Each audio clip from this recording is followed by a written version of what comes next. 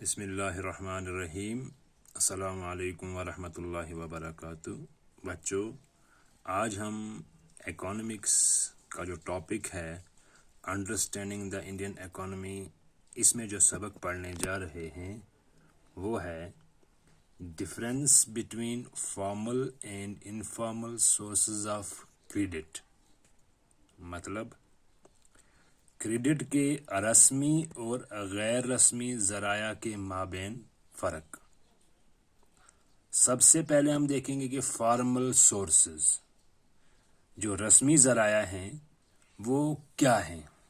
سب سے پہلا ہے formal sources of credit are banks and cooperatives. Bank اور کوآپریٹیو جو ہیں وہ رسمی ذرائع کا باقاعدہ ذریعہ ہیں، فارمل سورسز۔ دوسرا جو پوائنٹ ہے اس کا وہ ہے formal sources charge less rate of interest on loans. رسمی ذریعہ سے قرضوں پر سود کی شرح کم ہوتی ہے۔ تیسرا جو پوائنٹ ہے وہ ہے lower rate of interests result in more income and better condition for the borrower۔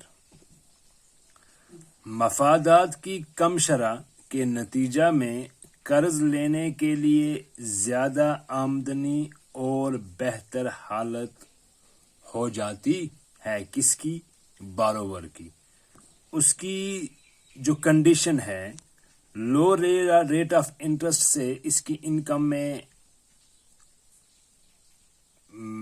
Condition جو ہے اس کی وہ بہتر ہوتی ہے، اور اس سے کیا ہے کہ ایک تو یہ خود بھی کماتا ہے اور خود بھی آمدنی کے ذریعے جو ہیں اس کے لیے بہتر سے بہتر ہو جاتے ہیں، کیونکہ وہاں سے جو ریٹ آف انٹرسٹ ہے وہ لو ہے۔ تو چوتھا جو پوائنٹ ہے وہ ہے R B I supervises the functioning of formal sources of credit.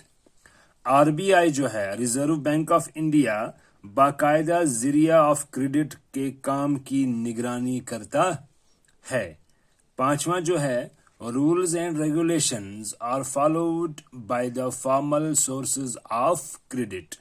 قوانین اور قواعد و ضوابط، دیکھیے رولز اینڈ ریگولیشنز کے بعد باقاعدہ ذریعہ ساکھ ہوتا ہے، یا اس میں ہم یہ بھی بول سکتے ہیں کہ جو قوانین ہوتے ہیں، جو رولز ہوتے ہیں، ان کا باقاعدہ طور کیا ہوتا ہے؟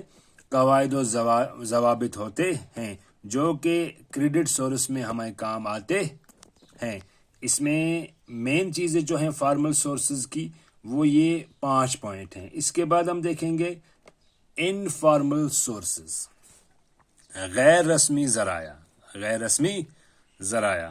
انفارمل سورسز آف کریڈٹ اور money lenders, employers, traders, relatives and friends.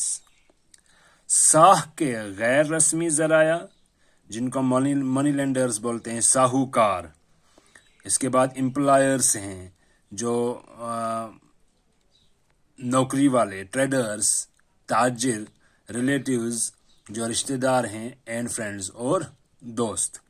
دوسرا جو پوائنٹ اس کا ہے وہ ہے informal sources charge higher rate of interest on loans. غیر رسمی ذریعہ سے قرضوں پر سود کی شرح زیادہ ہوتی ہے۔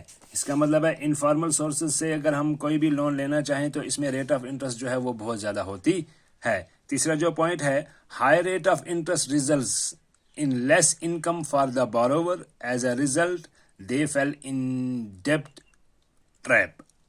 تو سود کی اعلیٰ شرح قرض لینے والوں کے لیے کم آمدنی میں بدل جاتی ہے، اس کے نتیجے میں وہ قرض کے جال میں پڑ جاتے ہیں۔ کہ اس کا مطلب یہ ہے کہ اگر ریٹ آف انٹرسٹ بہت زیادہ ہوتی ہے، اس سے ان کی انکم جو ہے وہ لیس ہو جاتی ہے، جس کے ذریعے سے یہ قرضوں کے جو جال ہے، قرضوں کا جو ٹریپ ہے، اس میں پھنس جاتے ہیں، تو عمر بھر کے لیے اس قرضے میں رہتے ہیں۔ چوتھا جو پوائنٹ اس کا ہے there is no organisation which supervises the functioning of informal sources of credit. تو یہاں پہ کوئی بھی ایسی تنظیم نہیں ہے جو ساکھ کے غیر رسمی ذرائع کے کام کی نگرانی کرتی ہو۔ تو آرگنائزیشن جو ہے انفارمل سورسز میں کوئی ایسی تنظیم نہیں ہے جو اس کے کام کو نگرانی میں لے سکے یا نگرانی کر سکے، کیونکہ اس میں انفارمل سورسز میں یہ ہوتا ہے کہ جو ان کی مرضی ہوتی ہے وہ اپنی مرضی سے کام چلاتے ہیں۔ چھٹا پوائنٹ ہے no result and regulations are followed by the informal sources of credit, they do whatever is in their interest. Credit کے غیر رسمی ذرائع کے ذریعے کسی بھی نتائج اور ضابطے کی پیروی نہیں کی جاتی جو ان کے مفادات میں ہو، ان کی جو مرضی ہوتی ہے وہ کرتے ہیں۔ تو these are the points and this is the difference between formal and informal sources of credit. Okay